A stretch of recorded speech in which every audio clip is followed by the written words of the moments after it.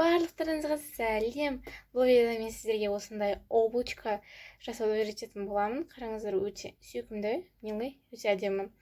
Ол үшін сіздерге екі түсті бисер керек болады. Ол основасы көк түсті және де ортасында тұрған ақ түсті бисер керек болады. 30 сантиметр леска аласыздар, лескасыз никак.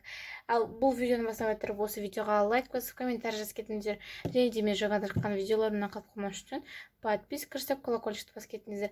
Ал кеттік, бастайық. Біз бірінші екі лескаға да екі көк бисерден саламыз. Оң жақтағы лесканың соңын сол жақта тұрған шетінде тұрған көк бисердің ішіне кіргіземіз. Енді біз бұдан жайлап тартамыз. Біз екі лескаға да бір көк бисерден саламыз. Сосын біз ол екі бисерді астына түсіреміз. Сол жақтағы лескаға бір көк бисер саламыз. Оң жақтағы лесканың соңын сол көк бисердің ішіне кіргіземіз. Крестик қылып. Сонда бізде осындай крестик шығады. Енді біз оны тартамыз. Бізде осындай крестик шықты. Қараңыздар. Тағы да екі лескаға да бір бисерден саламыз. Сосын оны астына түсіреміз. Сол жақтағы лескаға бір көк бисер саламыз. Оң жақтағы лескамен сол көк бисердің ішіне кіргіземіз. Осылай болу керек, крестик болып. Енді біз бұны тартамыз. Бізде осындай 3 крестик болып шығады. Екі лескаға да көк бір бисерден саламыз, сосын астына түсіреміз. Сол жақтағы лескаға бір ақ бисер саламыз. Оң жақтағы лесканың соңын сол бисердің ішіне кіргіземіз. Осындай крестик болып шығу керек, тартамыз.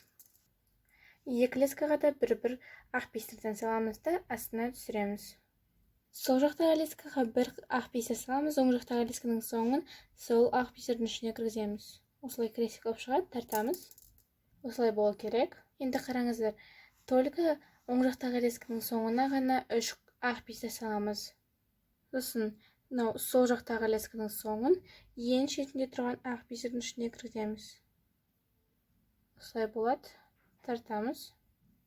Тартқан кезде сонда біздің лескамыз сол жаққа қарап тұрады.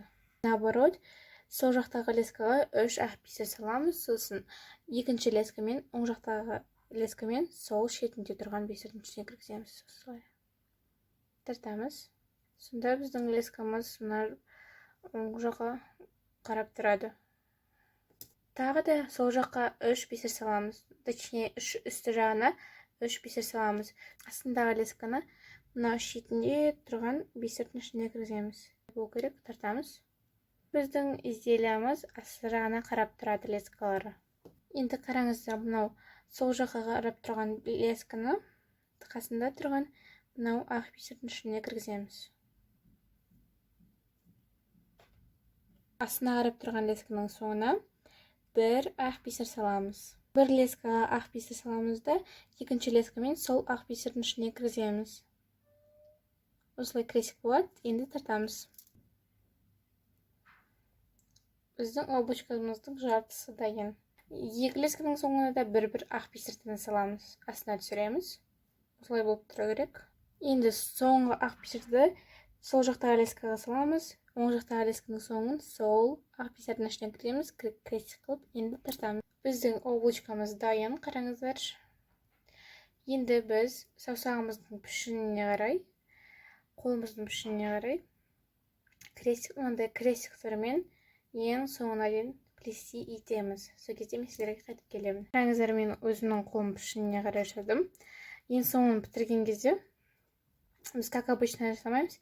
Біз мынандай екеу қалдырамыз, екі бисер саламыз. Сосын бір лесканы алып, мына мысал оң жақтағы лесканы алдым, сосын оң жақтан былай кіргіздім. Көрдіңіздер ме?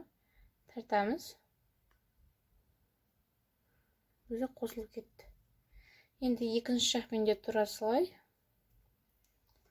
Ең бірінші салған бисердің ішіне кіргіземіз.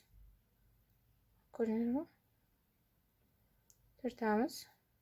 Уже біздің сақинамыз дайын деген сөз. Енді біз бұны кемімен 3 рет бойлау керекпіз.